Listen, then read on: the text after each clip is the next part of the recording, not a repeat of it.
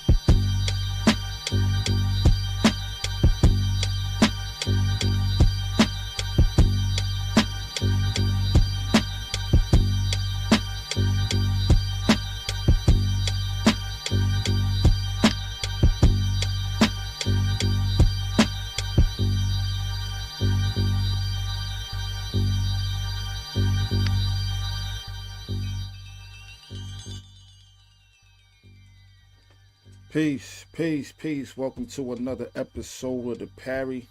We don't pull or duck no punches. And the Parry is fundamental to boxing. I'm your host, Bomani UFG. Am the pragmatic Shea Black.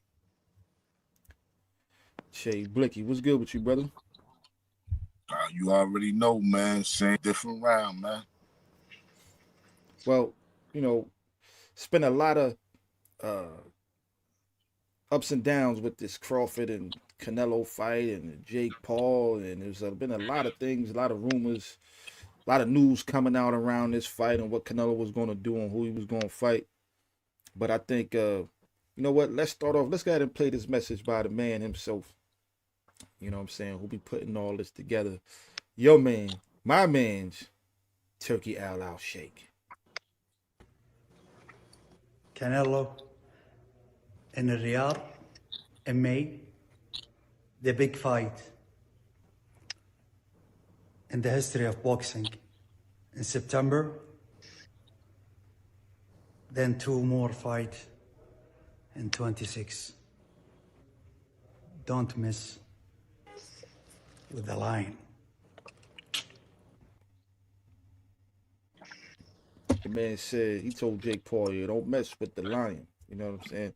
Because if you've been following just how this fight, all the news was coming out first, it was rumored that he was talking to Turki Alalshikh and Riyadh season about signing a deal, having possibly one fight before the Terence Crawford fight. Then they said the fight was off. Then all of a sudden he's fighting Jake Paul, Canelo that is, fighting Jake Paul to. Now that fight is off. He signs a 4-fight deal with the Riyadh season. And he got about 4 fights, 3-4 fights lined up. That's going to be paid, out the pocket with that oil money from Turki Alalshikh. You know what I mean? Like, what you think about how all this is, transpiring and going down right now? What you got to say?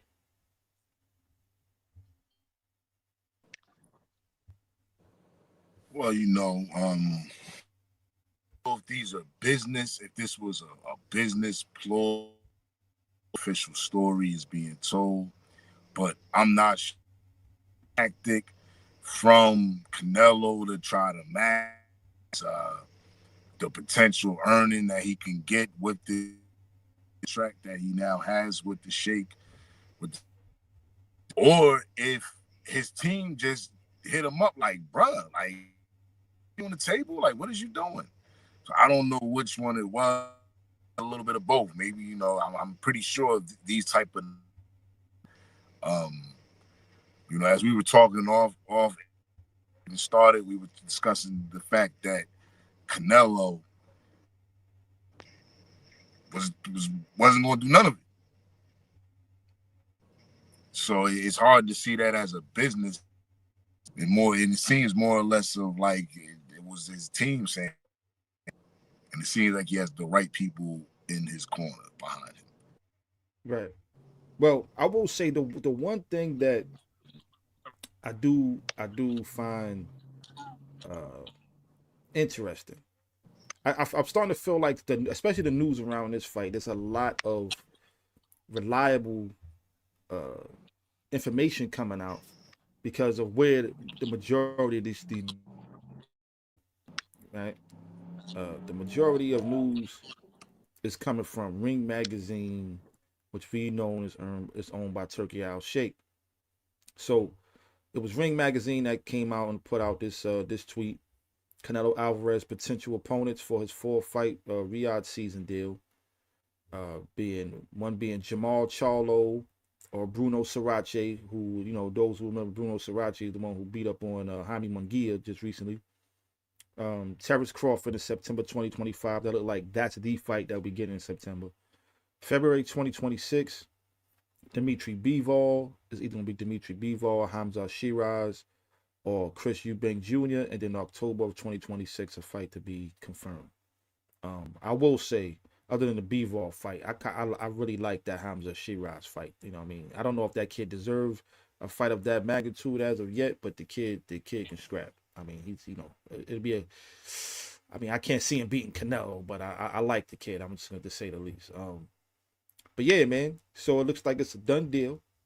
Terence Crawford walking around here, putting up his weight. He walking around at 186 pounds, huh? It kind of broke up, so I thought you had stopped talking. I was saying I was agreeing. Yeah. I don't know. I think both our mics are kind of breaking up right now. We just got to keep going through it. Let's push through it. Yeah. Anyway. Yeah, so Canelo, I mean, Crawford is walking around here, 186 pounds. You know what I'm saying? Letting it be known like he got his weight up. So, well, out of the fights that's being mentioned or being spoke about in regards to this fight deal, which one other than Terence Crawford may intrigue you the most? You know, between Jermall Charlo or Bruno Surace? I would actually, I would agree with you, actually. Mm. What's my man Harache? What's his name? Who you talking about? Hamza Sheeraz? Or you talking about the first fight? In regard, well, the May fight. I mean, the May fight between Jermall Charlo or either Jermall Charlo or Bruno Surace. I don't even know.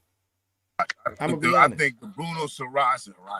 I think to me is way more interesting in the fight with Jermall. Not even interested in seeing a Jermall Charlo Canelo fight because as we're talking about deserving, I'm really not interested in seeing Jermall Charlo fight right now because I feel like he needs to get back in the ring and bring back some love, some attention to the with him and his brother beef, and I don't even know what's going on with that. And then, you know, just with his brother, I don't know when his brother faced him, and I can't help but believe that it would probably.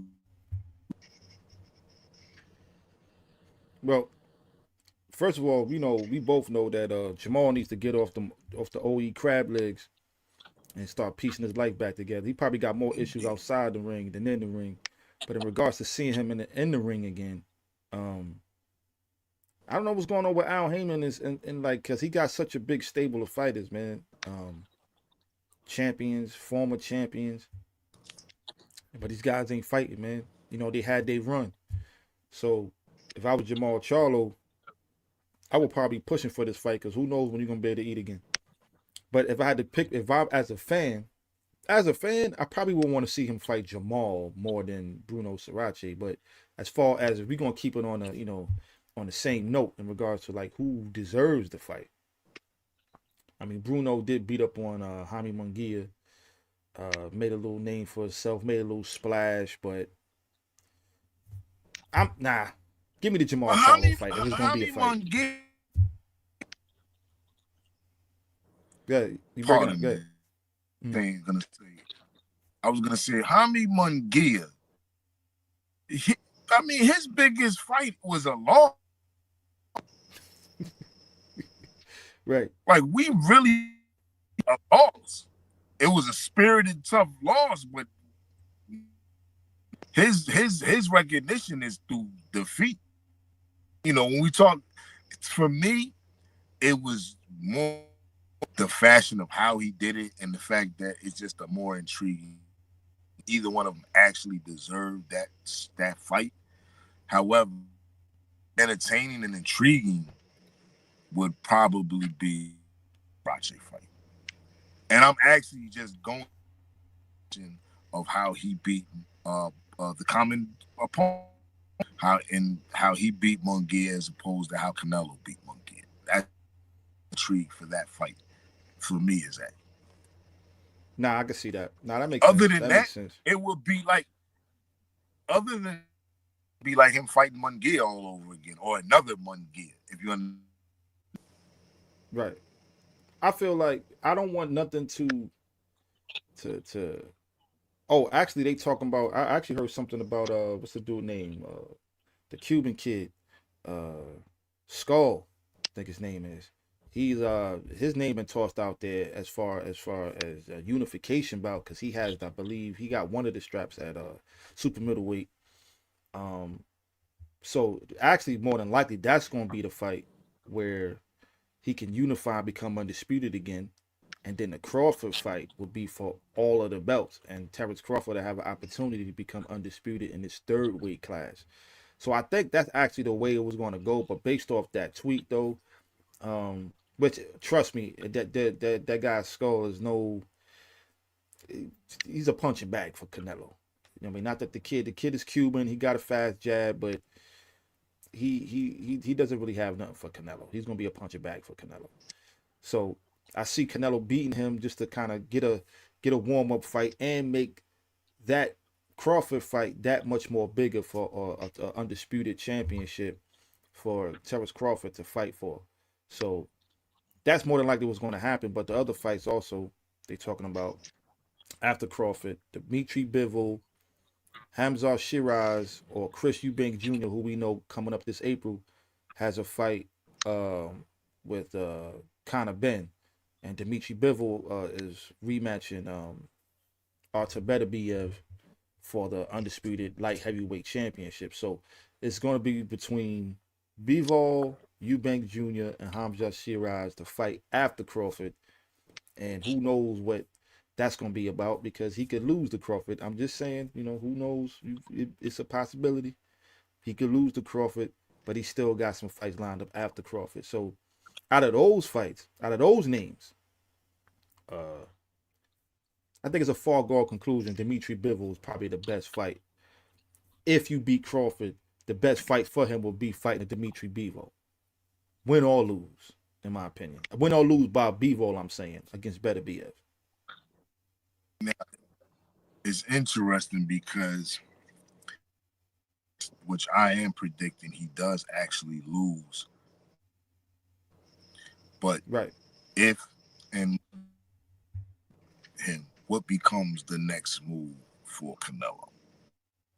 Defeats Canelo, even though we see these fights lined up, those fights now to those other fighters as opposed to Canelo, which they always he's a payday for them. But Canelo,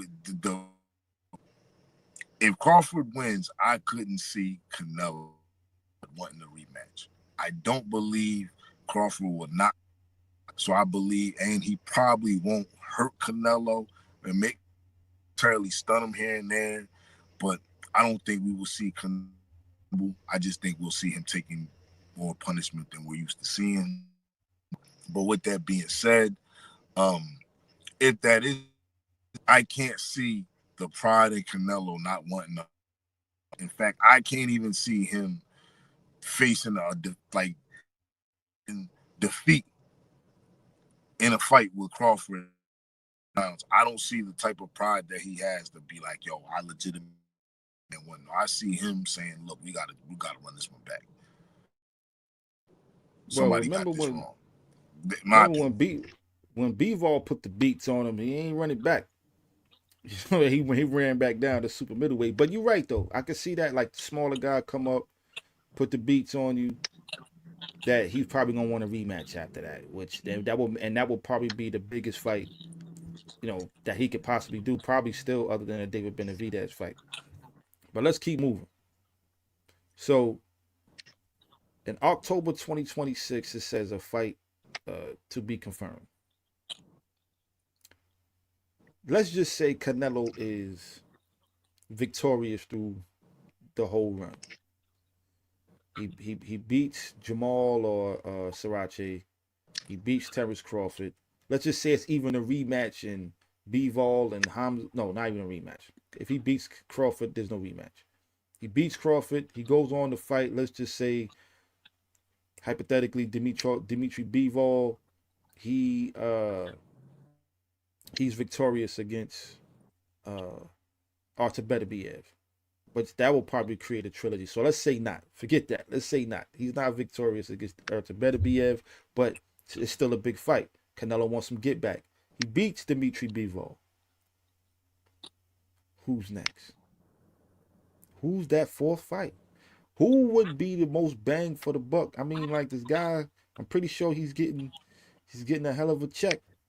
You know what I'm saying, for these fights. So I'm just gonna ask the question: is it a possibility? Give me a second. Is it a possibility? It's the Mexican monster. Considering he's also the Mando. He's the Mando for the winner of Bivol Benavidez. Good. Well, here's the thing, right? Money has a way to separate champions from their title. You know, not facing their mandatories. You know, we've seen it several times in the past. Fighters relinquishing their titles. I remember Rafael, not Vasquez, Alfredo Gomez. Yeah. Oh man, my mind not right now. But anyway, I remember fighters. You know,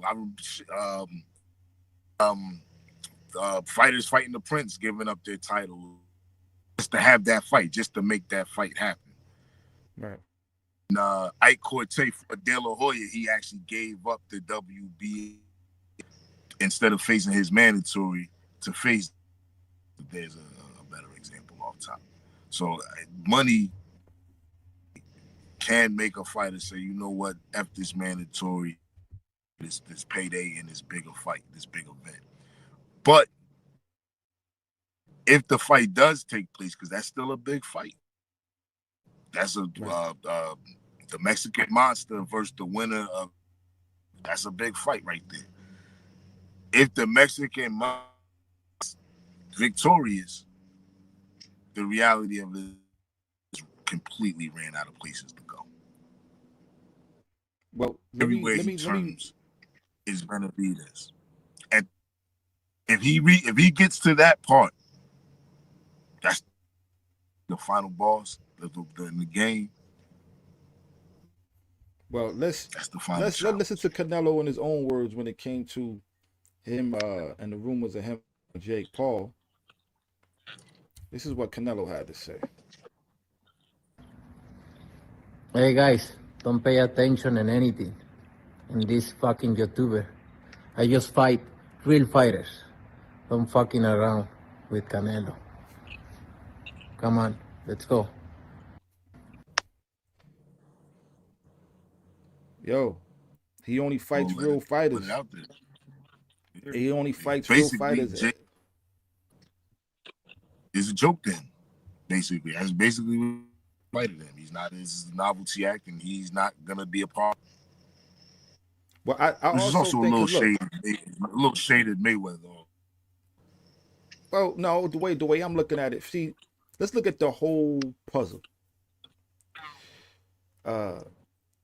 Turki Alalshikh, I'm pretty sure like people know they plot out their plans months, sometimes years in advance about how they're going to execute a particular thing.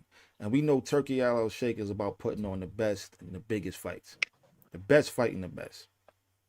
The David Benavidez fight is something that is on his radar, and he knows that's probably the biggest fight in the sport of boxing. So what do? You offer that man the opportunity to fight for for the undisputed light heavyweight championship, and you put him on the menu in case you get Canelo. Now, if he's victorious against Benavidez or Bivol or whoever, you know, comes out victorious in that fight, that makes the Canelo fight huge. It's already the biggest fight in the sport. Now, Canelo, I done gave you everything you wanted. You got your little warm up before Crawford. I gave you the Crawford fight. You got the rematch with Bivol. Beat him. That last date, give us this David Benavidez fight for all the marbles at light heavyweight. And it's be your biggest payday of your entire career. I think Turkey knows what he's doing, man. I think he's setting them up. I think he's lining them up for David Benavidez, man. He lining them up, G. I'm telling you. He lining them up for that fight. You really to either accept it or deny it. Go ahead. I don't disagree with that. I think the Sheikh has shown that the type of boxing fan he is, that in this fight as much as we are. But right. With that being said, do you really think that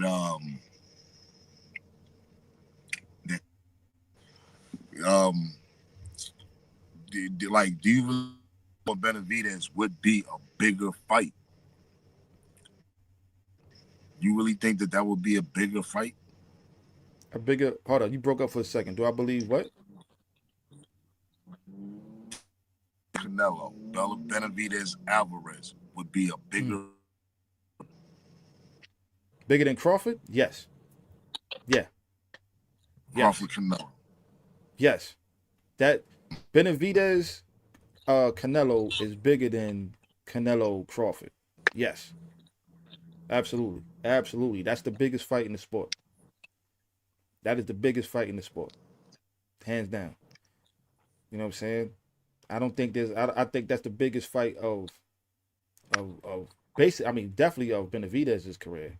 That would be the biggest fight of Canelo's career, and probably one of the most important fights to his legacy, if we're being real, because it's legacy and hype behind that. You got two Mexicans fighting. In my opinion, they both, Benavidez should be on the top 10 pound for pound list. Both should, on the pound for pound list, top 10. Two Mexicans. They've been on this collision course that it seemed like Canelo been swerving out the way every so often. And then it finally happens, October 2026. I'm calling it. That's my prediction. I believe October 2026. The Turkey makes it happen. I believe it. I believe my man, Turki Alalshikh, man. The Turk. You know what I'm saying? Don't mess with the lion. You heard what he said. I believe that it's a big possibility. Believe that, if he gets past Crawford, we very, very well. And even if he doesn't, there's a big possibility just because of the money that on the table for that fight. We still want to know who would have be, and we don't know. Crawford might say, you know what, before I retire, which I don't really think would be a good idea, because I do think that, the size is going to become, but we never know. We may, if Crawford wins, and then he decides that'll be his dance, or he might just retire after this fight, which if I was in Canelo, he'd done everything, I would retire. But with that, we're looking at 3-star and superstar, though. And that's Canelo Alvarez. Fighters we're talking about. We're talking about one superstar. And we're the fringe superstar. And I say fringe because of the popularity that he gained after the Spence fight from the fight in the victory, where it carried him. However, of that actual superstar status. Right. I agree with that. Benavidez, I would have to say that Benavidez is just an outright boxing star. His star power, and this is interesting because I do think that he will sell more tickets himself. against a mediocre opponent. I do outside of Nebraska, if outside of Nebraska, Benavidez would get. But I think that in the magnitudes and a pay-per-view event, it would be the bigger name and the bigger event to people. Benavidez not known too thoroughly outside of the hardcore boxing fan. It's barely known outside of the boxing. You could be right. I disagree. I mean, David Benavidez's name is he's been mentioned and interviewed on ESPN, and I think his name is out there enough. And I think there's enough talk about this fight where I think that it would be some commercial success behind, with this fight. Like, people would actually go out and purchase this fight, especially the Mexicans. You gotta remember too the fan base that's involved. But before we we almost got to get up out of here. But let me take a pause for the calls real quick.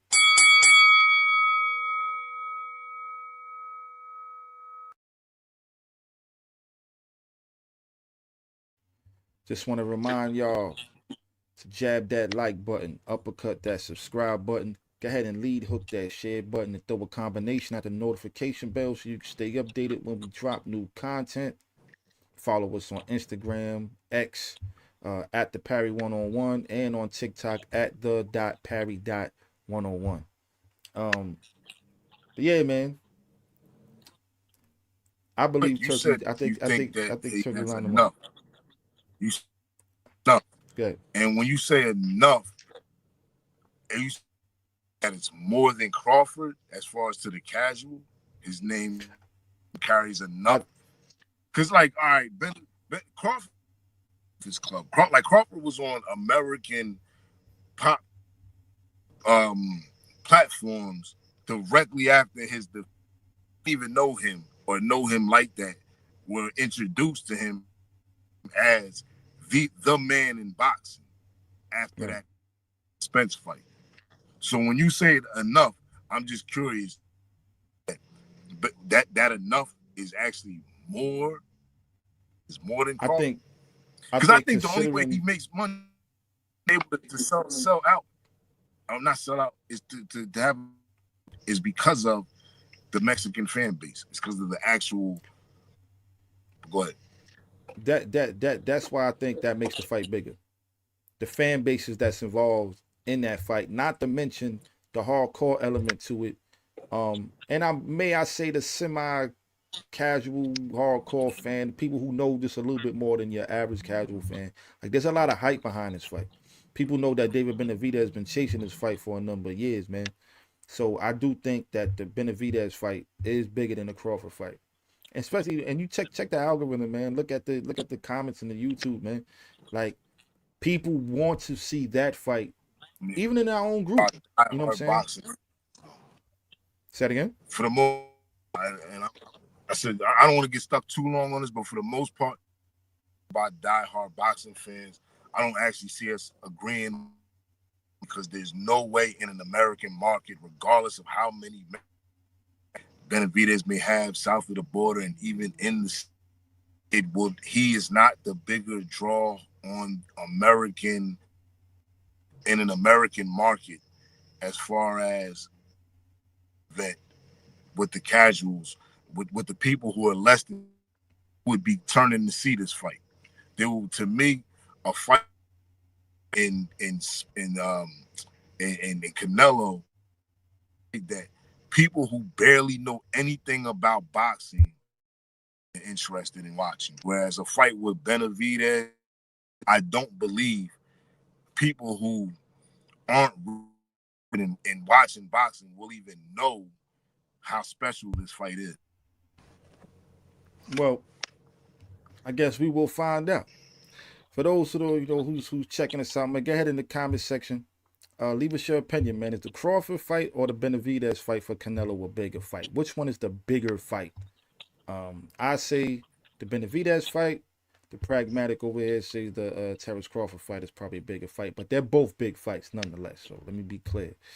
But anyway, We got to raise up out of here, man. Che Black, you got any parting words, any news? Anything you want to share before we raise up? Nah, pretty much covered everything we needed to discuss on today's program. I know time is of the essence. I won't hold, but I will say one thing. I will say this. This is a boxing platform. There's boxing on here. However, I would like to Philadelphia Eagles. You know, that's my mother's home city, Philadelphia. You know, as you see, I am not, but you know, that game yesterday, that I can't even call it a game. It looked like, you know, like it looked like Norcross High versus Philadelphia Eagles. You understand what I'm saying? You know, we talk about mugging. That was a back alley mugging if I ever seen one. That was a back alley mugging for sure. Philadelphia Eagles, I was actually, but which I did, I got to tip my hat to that one, man. Right, there you go, man. Shout out to the Philadelphia Eagles and all of Philadelphia, my peoples and family out in Philly, man. Much respect. And congratulations, man. Go ahead and celebrate. Just don't burn the city down. You know what I'm saying? But anyway, we about to raise up out of here. Just want to remind y'all again, go ahead and jab that like button, uppercut that subscribe button, lead hook that share button, and throw a combination at the notification bell so you can stay updated when we drop new content. And remember, I am your host, Bomani UFG. And I am the pragmatic shape. And until next time, we are the Parry, where we don't pull or duck no punches, and the Parry is fundamental to boxing. We out of here. Actually, now we're going to show you how to catch the jab. Actually, in boxing, it's called parrying.